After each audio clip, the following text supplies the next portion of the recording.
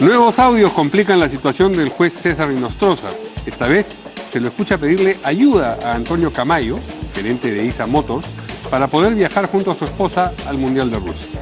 En la conversación, Camayo le asegura estar en las altas esferas y tener cercanía al presidente Martín Vizcarra, con el que Inostroza le pide conversar para que haya un puente.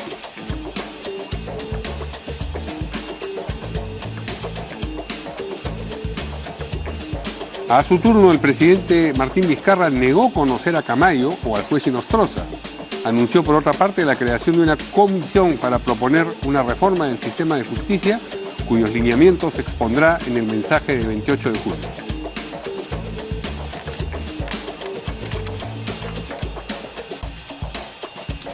En entrevista exclusiva para Canal N, el juez César Inostroza aseguró no haberse reunido con la señora K, a la que alude en una de las conversaciones recientemente divulgadas, y se negó a revelar su identidad.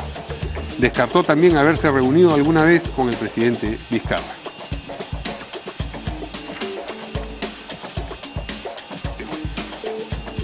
La Comisión de Fiscalización del Congreso acordó citar a los periodistas Gustavo Gorriti y Rosana Cueva para que revelen cómo obtuvieron los audios que comprometen a miembros del Consejo Nacional de la Magistratura. Según ha trascendido, sin embargo, ninguno de los dos periodistas asistirá a la citación por considerar la demanda de conocer sus fuentes una falta de respeto.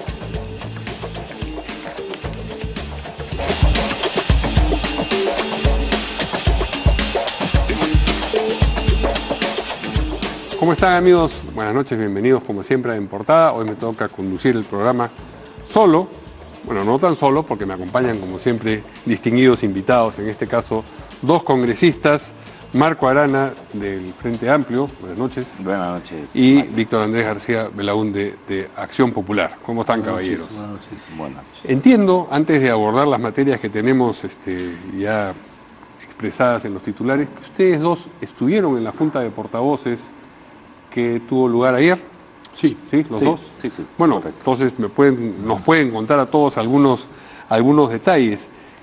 Por una parte, el Frente Amplio fue la única bancada que no estuvo conforme con la circunstancia de que se le encargara a la Comisión de Justicia hacer el informe que a su vez recibirá en su momento el Pleno para ver si pone en vigor o no el artículo 157 de la Constitución. Sí, es correcto, ¿no?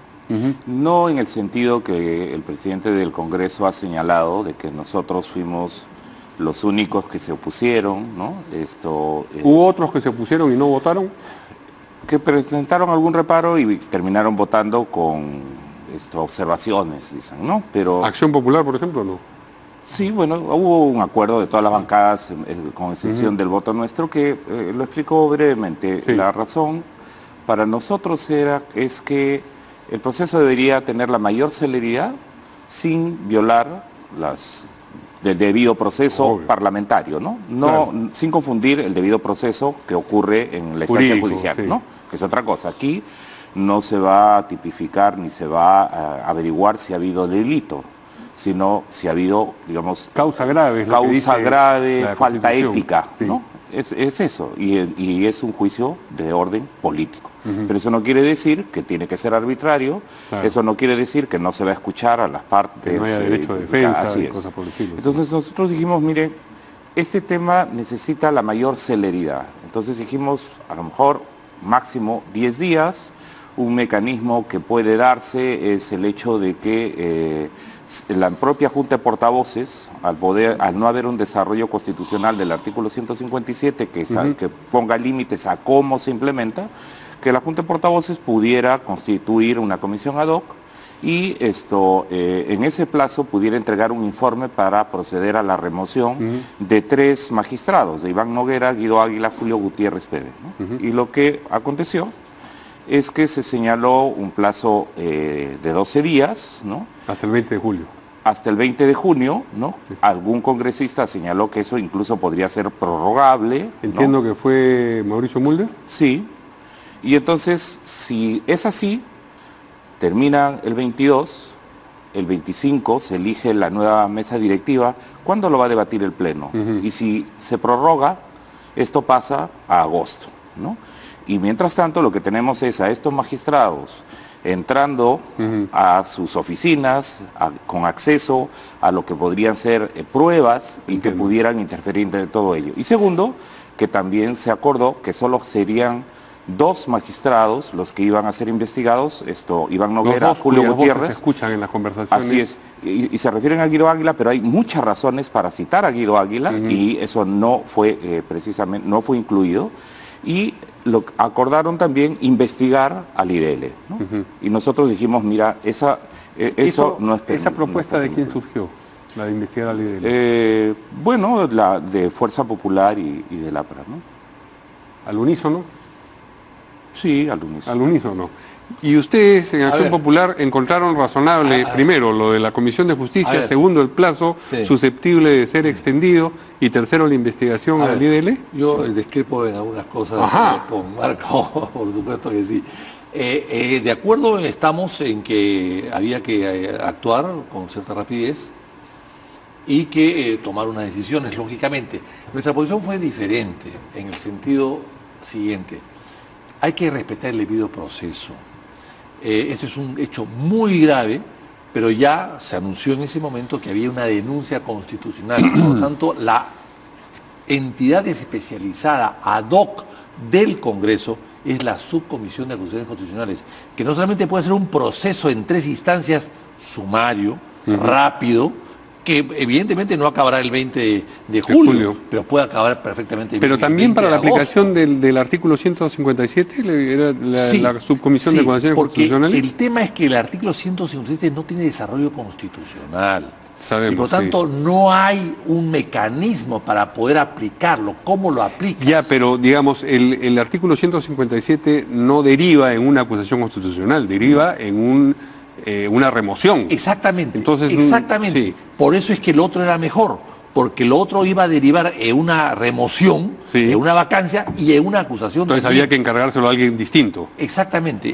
Y había que encargárselo a alguien distinto para que fije los delitos y sobre todo fije la inhabilitación.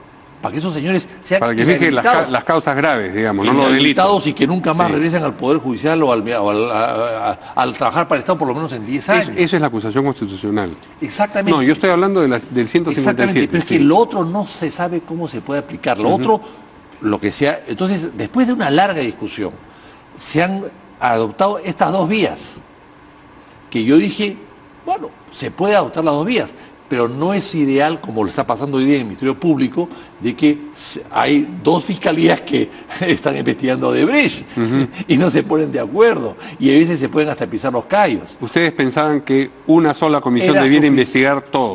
Que englobe todo. O sea, pero que hiciera acusación constitucional y aplicara el 157. Exactamente. Pero lo que se acordó finalmente después de un debate, yo creo que el debate ha sido interesante, ha sido rico. Lo que el Frente Amplio planteó una comisión ad hoc, o una opción diferente. Que no era la de justicia, sí. Entonces, lo que se adoptó al final es los 2 mecanismos. Es decir, la Comisión de Justicia, en primer lugar, se va a encargar en 10 días de hacer un informe y emitir el informe, y ese informe se va a discutir en el Pleno. ¿Por qué? Porque el apuro de algunos congresistas era que esto termine antes del cambio de legislatura. Me permite una interrupción porque hay una marcha, como ustedes saben, de protesta por toda la situación que se conoce ahora del sistema de justicia en el país a raíz de los audios que hemos escuchado en el centro de Lima, y Lourdes Paucar está en este momento con el expresidente del Consejo de Ministros, Pedro Cateriano, que participa de la marcha. Adelante, Lourdes. Así es, Mario, comenzó la marcha, estamos dando la vuelta a la Plaza San Martín y una de las personas que está aquí marchando son los exministros de Estado, Pedro Cateriano, que fue jefe de gabinete, y Diana Álvarez Calderón, quien fue titular de Cultura. Vamos a hablar con Cateriano para preguntarle por qué está marchando hoy día, qué sintió al escuchar esos audios difundidos apenas hace unos días. Bueno, como todos los ciudadanos, vergüenza, indignación, y ha sobre todo probado la crítica situación en que se encuentra el Poder Judicial, y el hecho de que algunos jueces ya sean una amenaza para el sistema democrático. Creo que hay que adoptar medidas urgentes, hay que suspender a todos los miembros del Consejo Nacional de la Magistratura, se requiere una cirugía mayor, una reforma total, y que el Consejo Nacional de la Magistratura se suspenda en el ejercicio de sus funciones. Bueno, pero ministro, digamos, son años en realidad los que se habla de que se necesita una reforma al Poder Judicial del Consejo Nacional de la Magistratura. ¿Por qué no se ahondó más en ese tema durante el gobierno de Ollanta Humala? Bueno, para lograr una reforma se requiere un consenso y sobre todo tener una mayoría en el Parlamento que emprenda esa reforma. Cuando no hay mayorías que permitan estas reformas es bien difícil. Y la metodología en que ha venido, o la forma en que ha venido ejerciendo sus atribuciones el Consejo mediante los distintos gremios, ha mezclado algo que es letal para la democracia en el Poder Judicial: política y corrupción. La politización en la selección de los magistrados y la defensa de intereses políticos constituye una amenaza para el sistema democrático hoy en día. ¿Confía en que el Ejecutivo actual presidido por Martín Vizcarra o el Congreso presidido por el Fujimorismo lograrán una reforma? Todos los peruanos confiamos que el presidente Vizcarra pueda liderar esta reforma. Por esa razón hemos pedido públicamente que él convoque a una legislatura extraordinaria, fije la agenda para que se aplique el artículo 157 de la Constitución y se vayan todos los miembros del Consejo Nacional de la Magistratura, y en tanto se reorganice, se suspendan las atribuciones de designar y sancionar jueces y fiscales. ¿Confía en que el Congreso apoyará al Ejecutivo en esto? Bueno, para eso estamos los ciudadanos. Si el Congreso, si el fujimorismo no quiere emprender esta reforma, tendremos que salir a las calles a protestar como lo estamos haciendo ahora. Vamos a hablar también con la exministra de Cultura, Diana Álvarez. Exministra, por favor, por aquí, rápidamente. ¿Cuál fue su primera impresión cuando escuchó estos audios en los cuales conversaban consejeros, jueces? Mire, en realidad lo que tengo que decir es que todos los peruanos de alguna manera u otra sospechábamos que esto ocurría. Habían voces que alertaban que esto ocurría, que eran corruptos.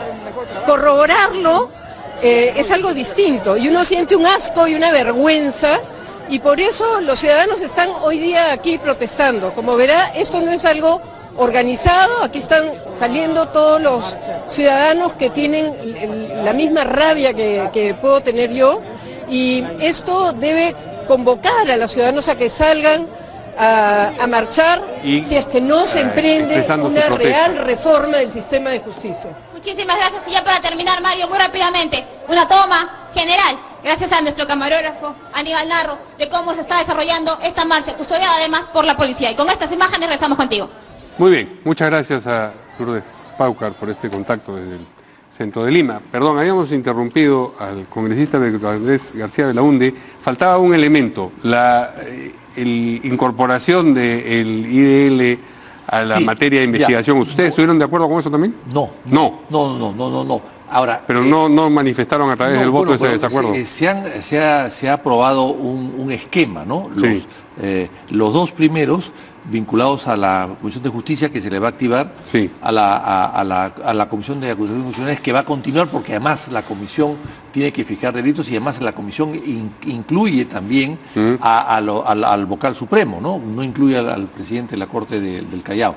Y lo otro, yo lo entendí, o no lo he entendido, por lo menos, Marco, en eso difiero con Marco, en el sentido de que es una inspección al IDL. No, yo no he entendido eso. Yo lo que he entendido es que se trata de averiguar la legalidad de los audios, porque hay varias versiones, ¿no? Pero yo entendí que hablaban de la filtración de los audios, no de la grabación, sino de la filtración. Son tres momentos distintos: grabar, filtrar, divulgar. Así es. Mire, en el caso de IDL yo creo que han hecho un estupendo trabajo y hay que felicitarlos. Ellos han divulgado. Claro. Punto. Y como buenos periodistas tenían que hacerlo, les correspondía hacerlo. En una materia de interés nacional. Así es, por supuesto que no son audios personales, no están hablando ahí de la familia. El trascendido que yo he escuchado dice que la propuesta es investigar a IDL porque se lo considera una especie de bufete de abogados que tiene determinados intereses en la reforma. Eso no existió. No, pero se mencionó en la reunión. Estuvo en la argumentación. Estuvo en la argumentación. Puede haber estado mencionado, estar mencionado, pero yo no he estado todo el tiempo en la reunión, puede estar mencionado, pero no fue el acuerdo ese. En realidad, nosotros planteamos nuestro voto en contra porque además los presupuestos de los que se partía para nosotros eran seriamente cuestionables, ¿no? Lo que planteaba el fujimorismo era que el Estado y los poderes del Estado están bajo la amenaza, ¿no?, de quienes quieren cerrar el Congreso, quieren poner en jaque al Poder Judicial, y esto puede llegar también a los ministros, y que hay una especie de paranoia, están grabando a todos y entonces hay una conspiración sobre eso. Y se señaló que lo que había es efectivamente intereses de bufete de abogados describiendo al IDL como un bufete de abogados que lo que quiere hacer es colocar jueces a su medida para poder litigar. Y que esta crisis lo que buscaba era precisamente... Así es. Y nosotros lo que señalamos era que, si bien es cierto, nadie se sustrae a una investigación en el marco de la ley, no nos olvidemos que es propio de la labor periodística proteger sus fuentes. Sí. Y que estos casos, como bien señala Víctor García Belaunde, son de materia de interés público, ¿no? Es más, llamamos la atención sobre la inconsistencia del fujimorismo, que cuando en el caso de la vacancia de expresidente Kuczynski, lo quisieron traer bajo apremio en un solo día, y quisieron en 2 días vacarlo. Nosotros en ese momento que habíamos presentado la moción de vacancia dijimos hay que respetar el debido proceso, y eso nos llevaba a pasar hasta el 4 de enero, si mal no recuerdo, desde diciembre, por los feriados. No, se quiso hacer de inmediato. Y en este caso, este garantismo de que se tome el tiempo que sea necesario, ¿no?, para nosotros no era aceptable por la gravedad de los sucesos. Y de otro lado, el hecho de que en el caso de los Mamani videos, ¿no?, allí esta misma fuerza política había defendido a quien había grabado y a quienes habían filtrado y difundido en realidad. A Mamani no se lo quiso comprender, y a sus 2 compañeros, ¿no?, en las investigaciones. Se los blindó. Y en este caso sí explícitamente se quería investigar al IDL, tanto que hoy día la Comisión de Justicia ha citado a los 2 magistrados del CNM para la próxima semana, pero ha citado a Rosana Cueva y Entiendo que la Comisión de Fiscalización es la que ha citado a Rosana Cueva y a Gorriti. No, la Comisión de Justicia hoy día.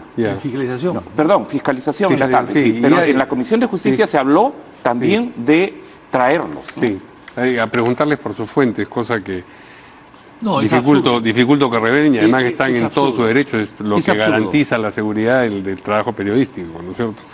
Bien, tenemos ahora nuevos audios que han sido divulgados y cuyas esquirlas creo tenemos que comentar.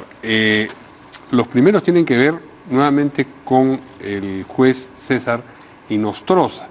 En este caso hay un audio en el que conversa con un gerente de ISA Motors, el señor Antonio Camayo, y dicen varias cosas interesantes. Primero hablan de una ayuda para viajar al Mundial, y en ese sentido se ha especulado cuál podría ser el interés de quienes le podrían ofrecer las entradas para viajar al Mundial a este juez.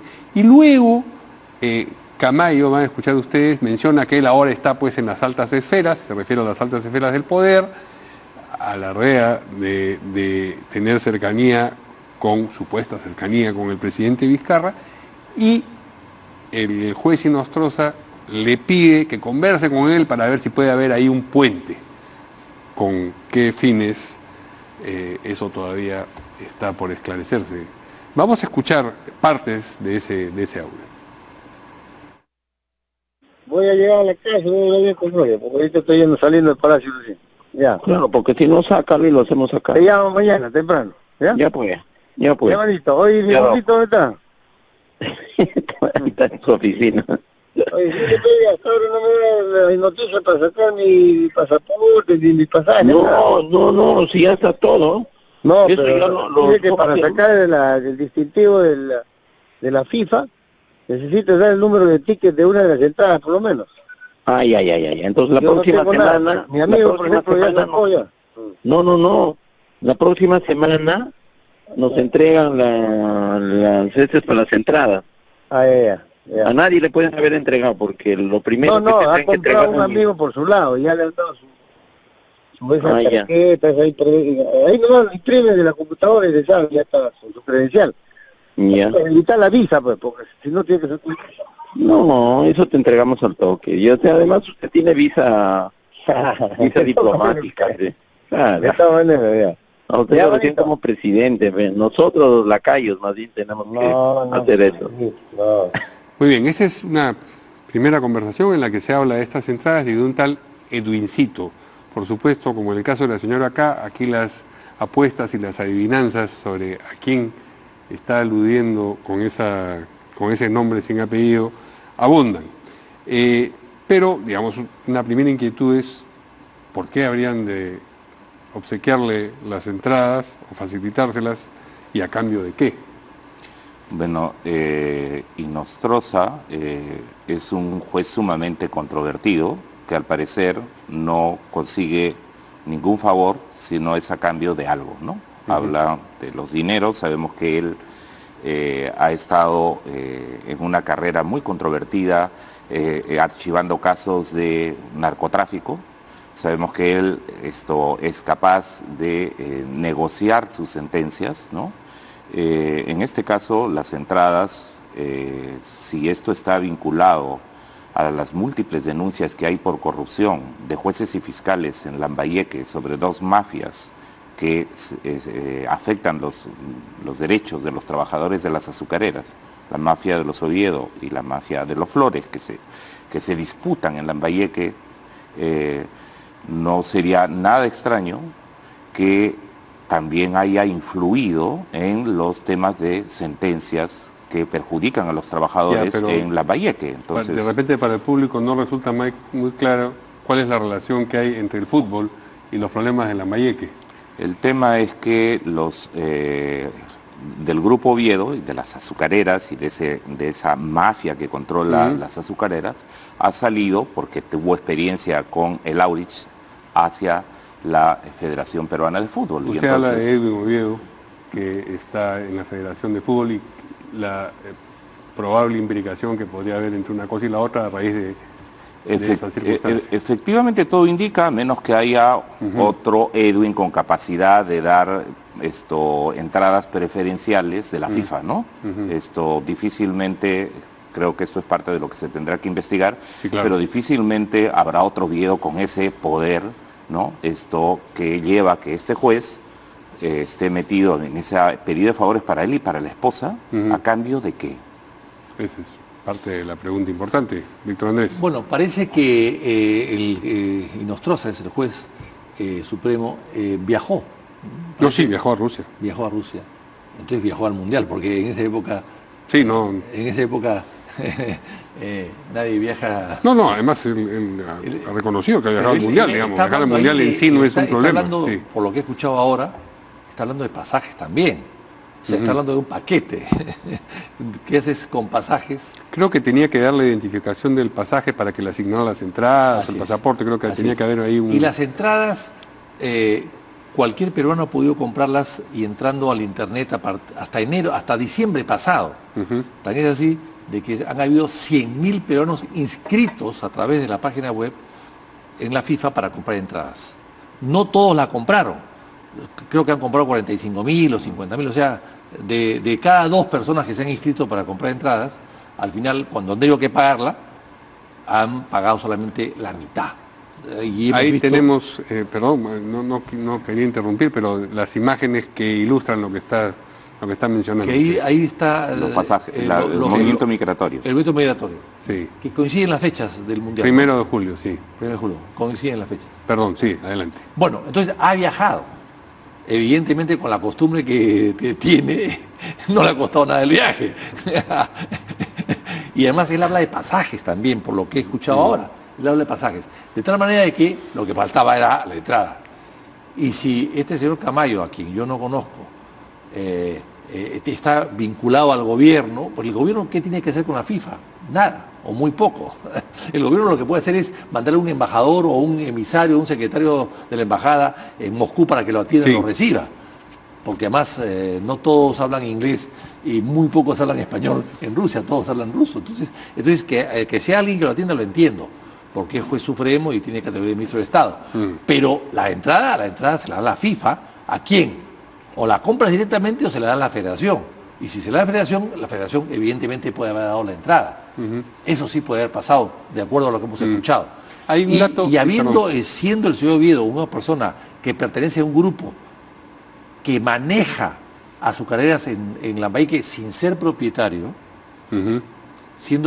habiendo comprado una deuda que equivale a 2, 3 o 4% del valor del patrimonio de la empresa, o sea, que maneja, sin ser dueño de nada o de casi nada, y que maneja por recursos judiciales, por amparos de un juez de Bongará, de Amazonas o de Trujillo. Las buenas relaciones con entonces, una personalidad de estructura jurídica es fundamental. Ayuda mucho al grupo. Que se mantiene como administrador judicial sin pagar las deudas que tiene con sus trabajadores, violando leyes laborales. Así es. Y los respaldos del estado de emergencia de la policía para golpear a cuantos cuestionan esta mafia, ¿no? O sea, es grave, muy grave. Que estuvo alojado, según me informan de producción, no sé, por lo menos en alguno de los lugares en Rusia, el juez Inostroza coincidía con el lugar donde estaban alojados los miembros de la federación e incluso el equipo, de manera que eso, que puede ser una casualidad, también merece ser, digamos, eso tiene que ser investigado. Yo creo que tiene que ser investigado. La comisión de fiscalización o una ad hoc tiene que investigar ese tipo de cosas. Hay otro audio, pero ese audio vamos a conocerlo y comentarlo con nuestros invitados cuando volvamos de esta pausa.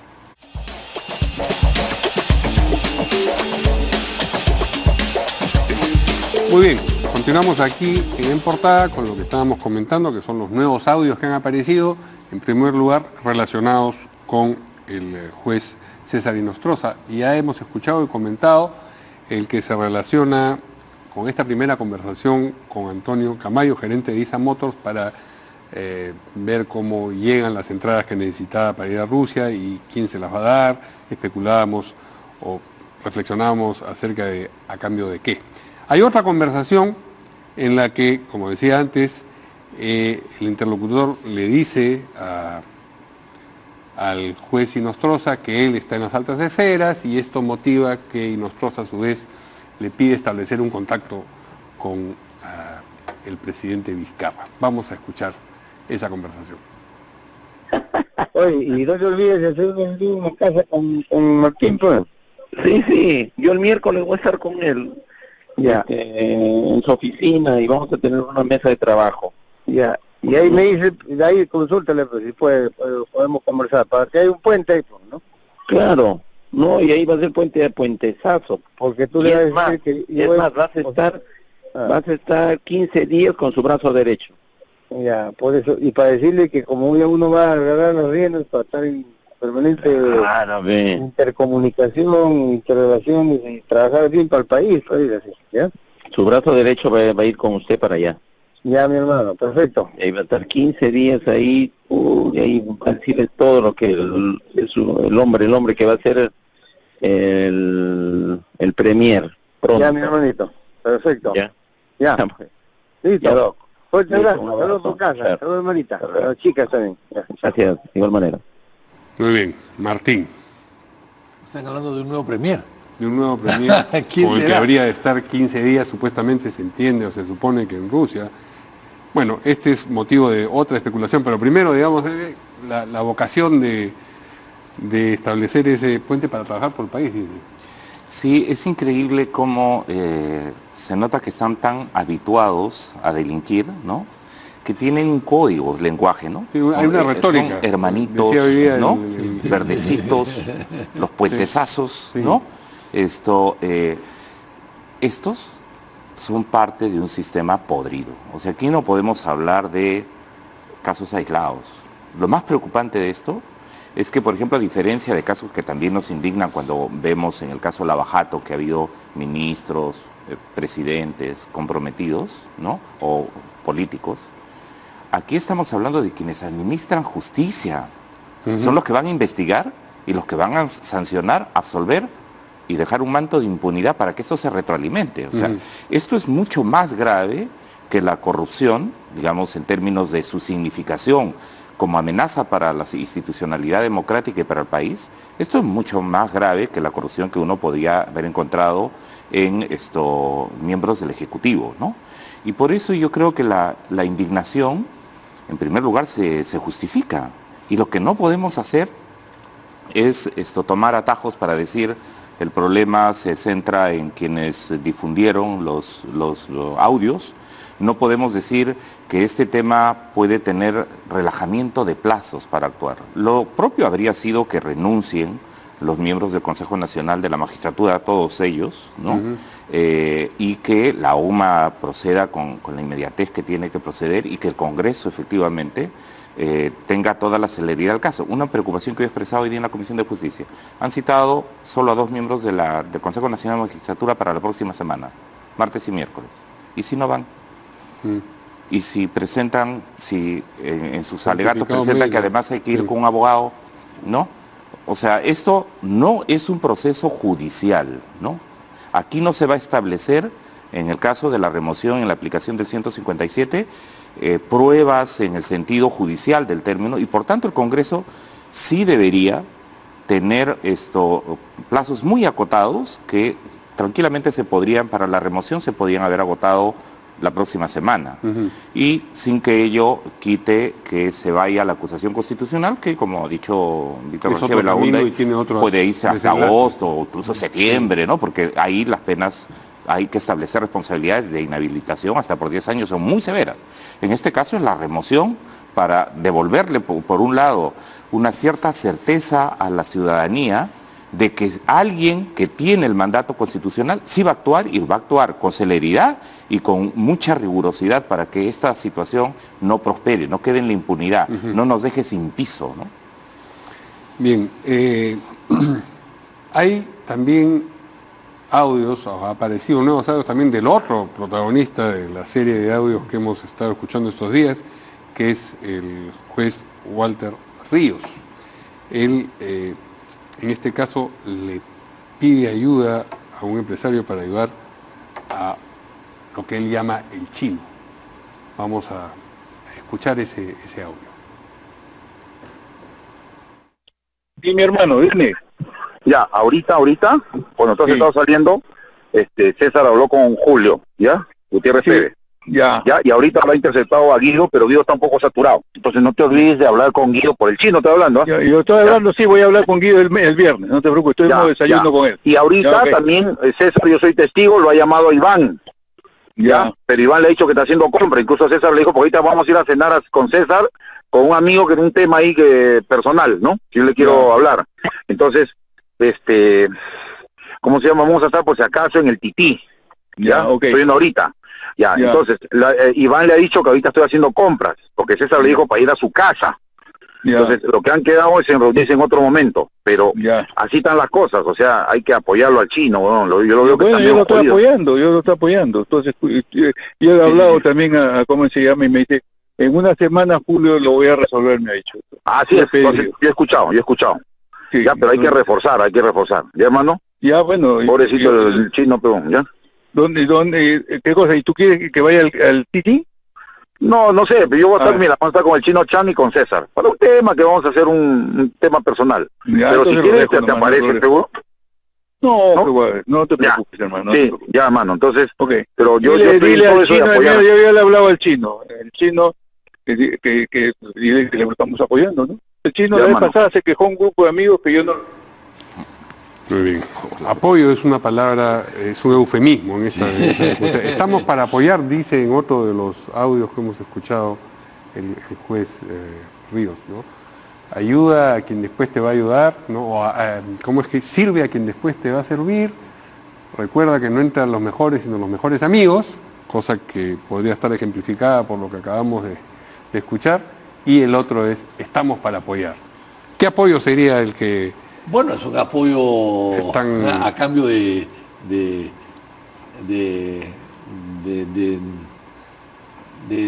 una ayuda, de un negocio. Es apoyo para negociar, es apoyo para imponer, es apoyo para elegir.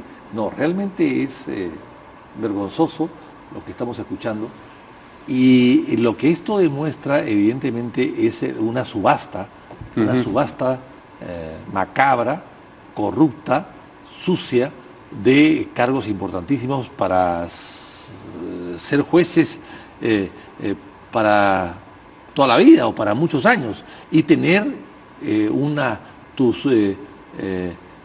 tus acólitos, tus ayudantes, tus amigos en puestos claves de la justicia para poder manejar la justicia. Es así, o sea, estamos hablando ya casi de una organización criminal de cuello y corbata, y eso es inaceptable. Y hablan de un Guido, nuevamente un nombre abierto. Muy conocido.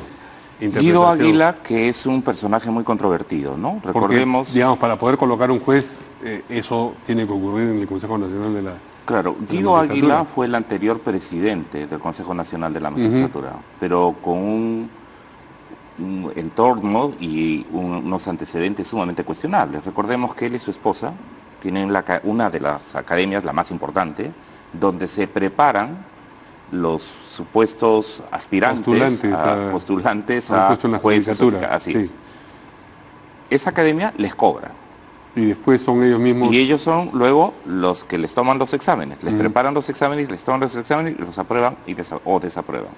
Guido Águila había dicho que si salía electo presidente del Consejo Nacional de la Magistratura, él renunciaba a su academia. No lo hizo. Y su esposa se quedó gerenciando la academia. Habrá que saber, por ejemplo, en las investigaciones, si los otros magistrados y estos miembros de esta organización criminal han pasado por esa academia, porque eso todavía complicaría más las cosas. Y no nos olvidemos además que Guido Águila aparece también en algunas denuncias en las que en momentos de tener que rectificar y nombrar magistrados, tenía reuniones con políticos que están en el Congreso, ¿no? ¿Con quiénes en particular? Bueno, trascendió que con Héctor Becerril habían tenido reuniones en espacio privado. Yo les pregunto estas cosas porque ustedes son congresistas, pueden decirlas. Pero el espacio privado, y merece ser en el espacio privado, en su casa o donde se encontraban en los restaurantes, en fin, era para hacer negocios que afectan a todos los peruanos, negocios sucios, ¿no? Entonces, yo creo que en ese sentido, por ejemplo, hoy día lo dijimos en la Comisión de Justicia, ¿cómo es posible que excluyan a Guido Águila de citarlo? De hecho, el presidente de la Comisión ha citado a Iván Noguera, a Julio Gutiérrez, pero no han citado a Guido Águila a pesar que lo hemos pedido reiteradas veces, ¿no? Ahora, yo creo que al señor Guido Águila se le puede denunciar en la subcomisión también, por los antecedentes que ha dicho Marco perfectamente bien. O sea, yo creo que no se va a librar de nada. Está mencionado, es cierto que a él no se le escucha hasta el día de hoy, porque pueden salir más audios más adelante, pero definitivamente él no es ajeno a estas cosas, no es ajeno a estas cosas.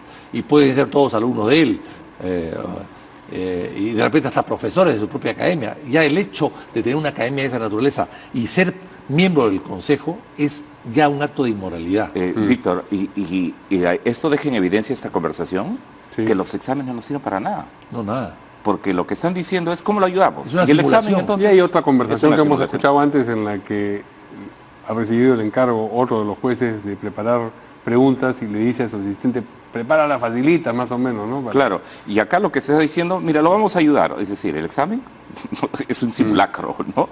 La manera como han decidido hacer fiscales y jueces es esta, ¿no? Ayudarlos. Bueno.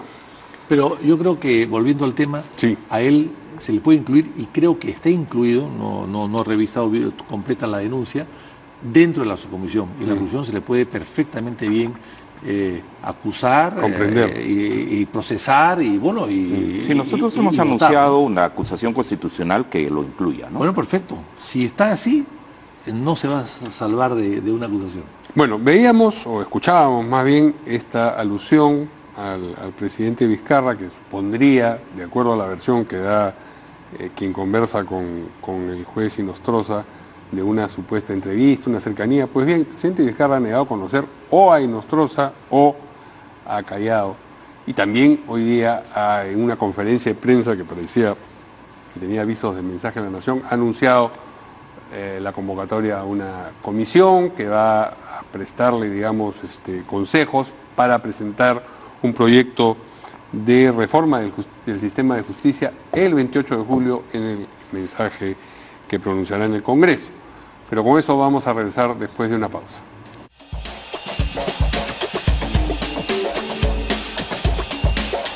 Muy bien, continuamos con las esquirlas, como decíamos al principio, de las nuevas grabaciones que se han escuchado y las reacciones. El presidente Vizcarra habló hoy día, dijo dos cosas. En un momento descartó conocer, por supuesto, a Inostroza y a Antonio Camayo, y de otro lado anunció la creación de una comisión integrada por notables y expertos en la materia que lo va a ayudar a hacer una propuesta que expondrá el 28 de julio de reforma del sistema judicial, el sistema de justicia en su integridad. Vamos a escucharlo. Como jefe de Estado, asumo plenamente mi responsabilidad para liderar la impostergable reforma política, reforma integral del Estado y del sistema de justicia en el Perú. Por ello, quiero anunciar que mi gobierno emprenderá esta reforma que permita construir un sistema judicial eficaz, oportuno, transparente, eficiente e incorruptible. Para tal fin, conformaré de manera inmediata la Comisión de Reforma del Poder Judicial, para la que se convocará un equipo de honorables expertos en la materia. No conozco al juez Inostroza, nunca me he reunido con él. El señor Camayo nunca ha estado aquí en Palacio de Gobierno, no se ha reunido con ninguno del equipo que trabaja aquí en Palacio de Gobierno, desconocemos. Hemos dicho que nuestros principales asesores son los ministros en los temas de competencia de cada uno de sus sectores, y trabajo de la mano con el premier César Villanueva. En consecuencia, somos un equipo, y lo que hemos manifestado en este pronunciamiento de lucha frontal contra la corrupción no es a título personal, sino es como gobierno, y las medidas que hemos establecido las vamos a llevar de manera conjunta todo el gobierno. Muy bien, ¿qué piensan de esta propuesta del presidente de tener una comisión que lo va a asistir, lo va a ayudar a proponer el 28 de julio una reforma? Bueno, a mí me parece muy bien. Creo que llega quizás un poco tarde, pero en fin, nunca es tarde finalmente, ¿no? Creo que bien. La ventaja de Vizcarra es que es un gobierno de transición, que no tiene ataduras ni de atrás, ni de adelante, ni colaterales. Por lo tanto, puede tener algunas ventajas para poder hacer alguna serie de reformas que a veces, cuando se está en el gobierno con partidos grandes y con compromisos grandes, le impide avanzar y le impide hacer unas reformas, en este caso radicales. Yo creo que es la oportunidad para hacerlo. Es cierto que se han hecho en el pasado. Velasco también reformó el Poder Judicial. Velasco en diciembre del año 69 destituyó a toda la Corte Suprema, y hizo una famosa reforma que no sirvió para mucho. Y también fue hecha una reforma parecida en época de Leguía, porque claro, todos querían Leguía a los leguistas y Velasco a los revolucionarios, a los velasquistas. Claro. Así es. Y había un juicio en esa época de 69 muy importante. Bueno, y con Montesinos también el Poder Judicial fue otro sistema, una intervención indirecta, digamos, a través de Rodríguez, del vocal Rodríguez y de topos, ¿no? Y de regalos. Y también fueron removidos jueces y también despidieron a un grupo importante. Sí, claro. Sí. Pero no fue una forma de una intervención de manera diferente, colateral, digamos, con otras metodologías. A su estilo. Sí. Bueno, puso a De Lepiane. El almirante, ¿no? A De Lepiane. Sí. Entonces, y nombró finalmente algunos vocales supremos, ¿no? Pero de acuerdo a las vacancias que se estaban produciendo. Bueno, es cierto también. Pero todos los gobiernos fuertes de las dictaduras quieren tener a un poder judicial a su servicio. Claro. Leguía, Velasco, Fujimori. Yo creo que está muy bien. Yo no sé si en 20 días o 15 días puede una comisión elaborar un proyecto de reforma del Poder Judicial. Lo veo complicado, no es una cosa fácil.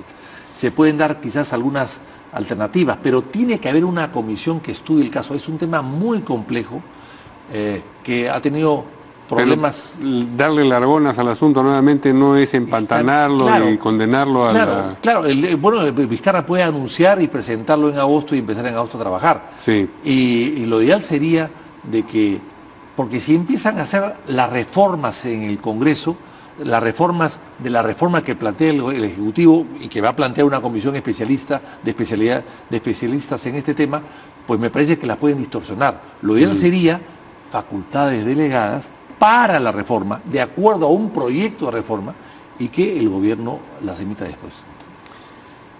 Yo creo que han habido, en medio de toda esta situación nauseabunda que nos repugna, de denuncias, de audios, etcétera, dos elementos importantes esta semana del lado del presidente de la República. Una, que le ha dicho al Congreso, nos ha dicho a los congresistas, oigan, apliquen el 157. Claro, y a paso de polka, más o menos de lo que les ha dicho, ¿no? Y háganlo rápido. Sí. O sea, vergonzoso que el Congreso, que se había caracterizado por, digamos, desde la mayoría y desde la directiva, de estar queriéndole decir e imponer la agenda al Ejecutivo, ¿no? Pues que es lo que había pasado para varios temas, en realidad, con el presidente anterior.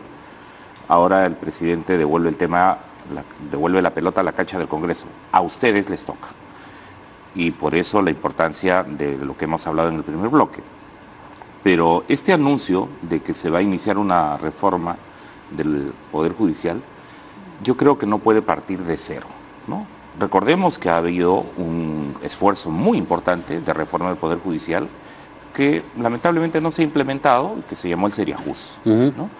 Si sobre la base de lo que se hizo como propuesta de reforma del Poder Judicial en el Seriajus, adaptándolo, porque ya tiene varios años, a las necesidades y a la institucionalidad que queremos construir y mejorar, se recuerda además que, por ejemplo, una de las deficiencias del Seriajus es que se convocaron a fiscales, a jueces, etcétera, pero no se tomó la opinión, por ejemplo, de la Policía, ¿no?, Nacional. Es momento también para preguntar qué elementos de la reforma del Poder Judicial, recordemos que la Policía también es un elemento importante en todo esto, y entonces que se retome lo que ya se ha planteado antes, se mejore en esos aspectos y efectivamente se convoque a un proceso que a lo largo de varios meses, con un conjunto de iniciativas legislativas, dicho sea de paso, hay varias iniciativas legislativas en el Congreso que de manera diversa están planteando elementos para la reforma del Poder Judicial, ¿no? Por ejemplo, yo mismo el 2016, el 27 de octubre, presenté el proyecto de ley 483 para la ley de elección transparente de altas autoridades de justicia, que básicamente lo que buscaba es que para la elección de los presidentes de la Corte Suprema, las Cortes Superiores o el fiscal de la Nación, lo que hubiera es un mecanismo transparente y de otro lado se garantizara meritocracia. Sí. Y entonces creo que hay varios componentes en los que el presidente podría retomar para no pretender comenzar de cero. Recordemos que la Comisión de Transparencia hizo importantes recomendaciones también que tendrían que ser consideradas. Además, en los planes de gobierno de los partidos que postularon en el 2016 tiene que haber menciones a esta circunstancia. No hay manera de presentarse, de aspirar al Ejecutivo sin tener dos ideas coherentes al respecto, de manera que no debiera ser. Yo quería contarles difícil, que yo presenté un proyecto de ley hace mucho tiempo para que los presidentes de las Cortes, del Ministerio Público, el TCE, sean elegidos por estricto orden de antigüedad, y fue rechazado por el Poder Judicial. Porque no querían. ¿Por qué? Porque pasa ahora en las Cortes de Lima o en otras cortes donde hay 20, 30, 40, 50 vocales, hay pugnas, hay campañas políticas internas y amarres para poder elegir a fulano o sutano, porque el presidente de la Corte tiene hoy día mucho poder, mucho más poder que antes. No solamente es el presidente de un pliego, sino mucho poder que antes. Entonces, ¿qué pasa? Quien sufre es el litigante, la justicia, porque se amarran, sube uno, sube el otro, tú primero tú, yo primero tú, y llegan a acuerdos que a veces son acuerdos pues irregulares, que básicamente perjudican a la justicia. Y los buenos, los más antiguos, los de mayor madurez y mayor experiencia, se quedan relegados. Hace poco murió, por ejemplo, un vocal supremo, Bryce, el doctor Bryce, y que era el más antiguo de todos y nunca pudo ser presidente porque nunca logró este tipo de acuerdos que le permitían ser presidente del Poder Judicial. Bien, el juez César Inostroza, personaje central del programa de hoy día, concedió una entrevista exclusiva a Canal N en la que abordó, por supuesto, distintas materias, pero dos muy relevantes, muy noticiosas. Primero, habla sobre la misteriosa señora K, a la que alude en una de las conversaciones que hemos conocido, y por otro lado, aclara su mención al presidente, a que hemos escuchado en una de las conversaciones de hace unos momentos. No sé si podemos compartir con los televidentes esos dos momentos de la entrevista. Acá lo que importa, a mi criterio, de los audios, es si se reunió o no se reunió con alguna persona, que se especula quién es. Yo ya he dicho, y vuelvo a repetir una vez más, que yo no me he reunido con ninguna señora de nombre K, no me he reunido. Y eso es fácil de comprobar, porque como cuando se levanta el secreto de comunicaciones y están investigadas algunas personas, la policía tiene un equipo técnico de seguimiento. Y cuando uno dice, por ejemplo, si ahora me graba, señor, nos vamos a reunir tal día a las 11 de la mañana, muy bien. Entonces, a ese investigado yo lo estoy siguiendo a través de su celular intervenido. ¿Dónde va? ¿No es cierto? Entonces yo habré ido a las 11 de la mañana, no sé qué día es, ¿no? A algún sitio, y entonces deben haberme tomado una foto con la señora K, o en todo caso que yo haya salido primero y haya salido... ¿Usted reconoce su voz en este audio? Todas mis voces se han reconocido, no estoy diciendo que no. Entonces, ese no es el tema, ¿no? Ya me distrajo. Bueno, entonces con la legislación se va y ahí se determinará si realmente hubo una reunión, que es lo que acá, a mi criterio, importaría a algunas personas que tienen inquietud, si hubo o no hubo reunión. Y en este caso no hubo reunión, rechazo totalmente. Bueno, pero lo interesante sería saber, en el caso de que no se hubiese producido en efecto la reunión, por lo menos a quién estaba aludiendo y por qué decía señora K y no decía, no sé, la señora Katy, ¿no? Además habla de una primera fuerza. La fuerza número uno. Sí. Así es. Y luego no está diciendo que en su sala está pendiente de una casación la investigación por lavado de activos contra Keiko Fujimori y su esposo. Además, no está diciendo que él archivó la investigación por lavado de activos de Joaquín Ramírez, financista y secretario general de Keiko Fujimori en su campaña. Entonces, cuando he visto en otros momentos que el juez Inostroza, en relación, por ejemplo, al plagio de su tesis, puede decir una cosa, negarla, enredarse, sin parpadear, digamos, ¿no?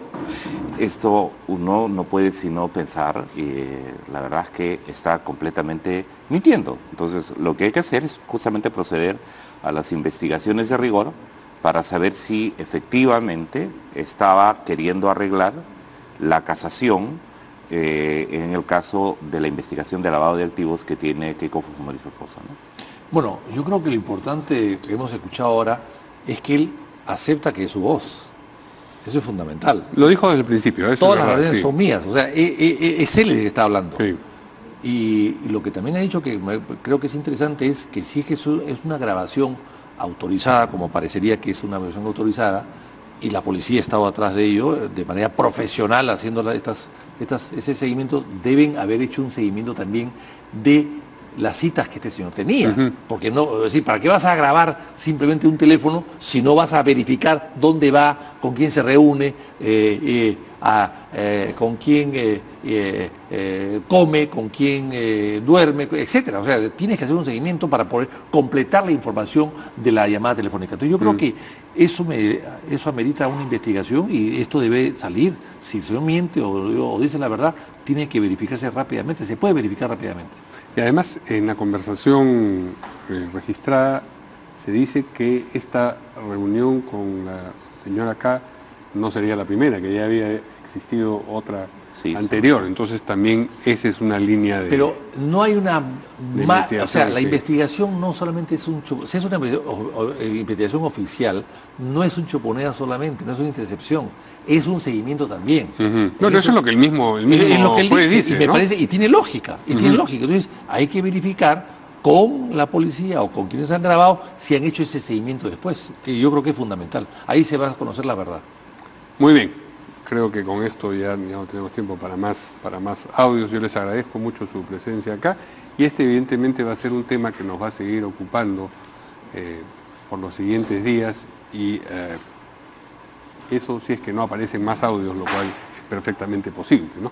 Muchas gracias, buenas noches, nos vemos mañana aquí en Portada.